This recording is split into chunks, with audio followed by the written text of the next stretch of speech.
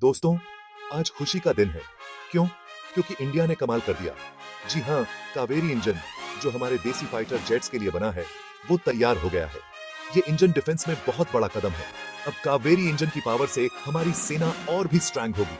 इससे हम आत्मनिर्भर भी बनेंगे और दुनिया को भी दिखा देंगे कि इंडिया टेक्नोलॉजी में कितना आगे है। ये सब हमारे इंजीनियरों और साइंटिस्टों की दिन रात की मेहनत से हुआ है। साथ ही ये इंजन हमें भविष्य के लिए भी तैयार करता है। तो चलो इस खुशी को मनाते हैं और इंडिया की इस उपलब्धि पर तालियां बजाते हैं। जय हिंद।